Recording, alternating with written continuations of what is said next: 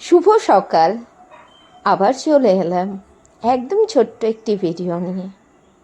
ভিডিওটি কেমন লেগেছে এটি অবশ্যই কমেন্টস করে বলো, আর লাইক করতে একদমই ভুলো না। আজই যদি প্রথম আমার চ্যানেলে এসে থাকো তাহলে প্লিজ সাবস্ক্রাইব করে ছোট্ট চ্যানেলের সদস্য হয়েছে।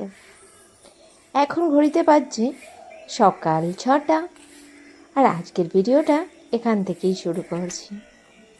আমার বাড়ির গাছের থেকেই আগে ফুলগুলো তুলে নিলাম। জানো তো, এই ফুল তোলার সাথে অনেক স্মৃতি জড়িয়ে আছে। ছোটোবেলায় না ফুল তোলাটা খুব নেশা ছিল। বাড়ির সবাই ঘুমাতো আর ফুলের সাজিটা নিয়ে ভোরবেলা উঠে বাড়ি থেকে বেরিয়ে পড়তাম ফুল তোলার জন্য। বাড়ির লোকেরা কত ভয় দেখাতো, ফুল তুলতে যাস না, গাছে সাপ আছে কামড়ে দেবে। কার কথা কে শোনে। খুব ভালো লাগতো ফুল তোলা। আর ফুল তোলা কিন্তু একটা সাংঘাতিক নেশা, জানো।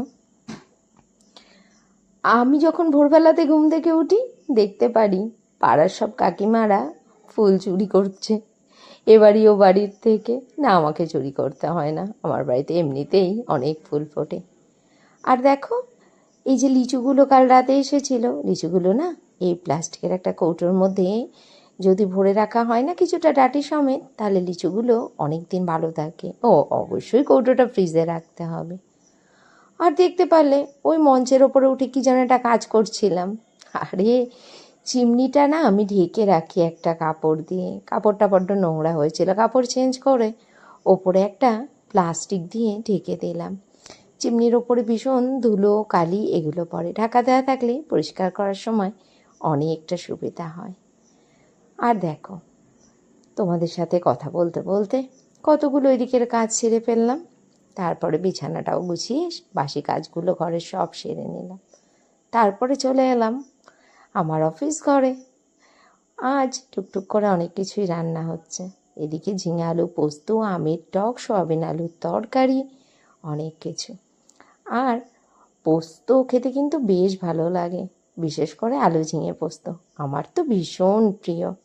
আমি ডাল দিয়ে ভাত মাখিয়ে আলু ঝিঙে পোস্ত দিয়েই এক ভাত খেয়ে নিতে পারি। এখন বাজে দুপুর 3:20, আর লাঞ্চ করব।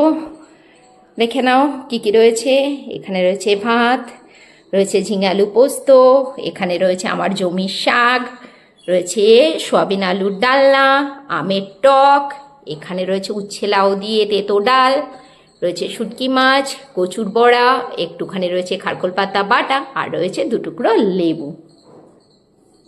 এখন ঘড়িতে বাজে রাত 10টা, আর প্রতিদিনের ন্যায় আবার চলে এলাম রুটি তৈরি করার জন্য। আমার না কেনা রুটি খেতে একদম ভালো লাগে না।